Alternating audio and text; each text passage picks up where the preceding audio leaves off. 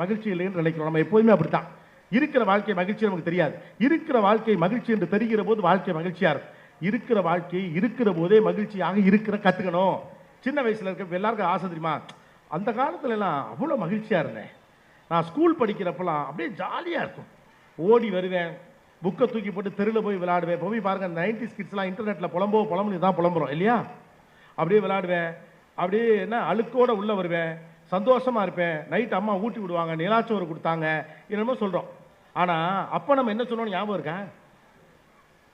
போட்டுக்கிறதுக்கு shoe கூட இல்லை, இந்த மண்ணில் விளையாடுறேன்னு சொன்னோம். நல்ல பேக் இல்லைன்னு அம்மாட்ட போய் அழுதோம். நிலாச்சோறு மேலே கூட்டிட்டு வரல, ஏன் அம்மா ஃபேனுக்கு கீழே என்னை உட்கார வச்சு ஊட்டி விட மாட்டியான்னு சத்தம் போட்டோம். ஏன்னா அப்போ வாழ்க்கை நல்லா இல்லைன்னு நமக்கு தோணுச்சு. இப்போது நீங்கள் கொண்டாடுகிற வாழ்க்கை எது தெரியுமா? அந்த வாழ்க்கை தான். அந்த வாழ்க்கையே நல்ல வாழ்க்கைன்னு வாழ்றப்பே உங்களுக்கு தெரிஞ்சிருந்தா வாழ்க்கை முழுக்க மகிழ்ச்சி இருந்திருக்கும். எல்லாத்தையும் அதை கடந்து வந்த பிறகுதான் அந்த வாழ்க்கை நல்ல வாழ்க்கை என்று புரியும். இப்போது வாழ்வதே நல்ல வாழ்க்கை தான். அதை மகிழ்ச்சியோடு என்ஜாய் பண்ணுங்க. இன்னும் 10 வருஷம் கழிச்சு அப்பெல்லாம் வாழ்க்கை எப்போ இருக்கு தெரியுமா? காஞ்சிபுரத்தில் புக் எக்ஸ்போ அப்படி நடத்துவாங்க. கோபிநாத் வந்து கொலகொலான்னு பேசுவாங்க. அவ்வளோ நல்லா இருக்கியா, நாங்களாம் கூடி நின்று பேசுவோம்னு பேசிக்கிட்டு இருப்பீங்க. எங்கே? கோயில் முக்கத்தில். இன்னும் ஒரு 10 வருஷம் கழிச்சு அப்பெல்லாம் வாழ்க்கை அற்புதமாக இருக்கும். கோயில் முக்கத்தில் நின்று பேசிக்கிட்டு போகணும். வாழும்போதே வாழ்ந்து தொலைய வேண்டியதானே. அது என்ன 10 வருஷம் கழிச்சு அப்பதான் நல்லா இருந்துச்சு, அப்பதான் நல்லா இருந்துச்சுங்கிறது?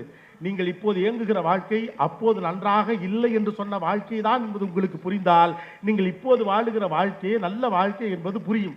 ஸோ பைத்தியங்களுக்கு வைத்தியம் பார்க்குற பைத்தியக்கார வைத்தியருக்கே பைத்தியம் பிடிச்சா, அந்த பைத்தியக்கார வைத்தியர் எந்த பைத்தியங்களுக்கு வைத்தியம் பார்க்குற வைத்தியக்கார வைத்தியத்தை தன் பைத்தியத்துக்கு வைத்தியம் பார்த்துப்பார். ஆக மொத்தம் பூரா பேரும் பைத்தியம். நான் நீங்க எல்லாம் வாழும் வாழ்க்கை அற்புதம் என்று தெரியாதவர் பைத்தியம் தானே.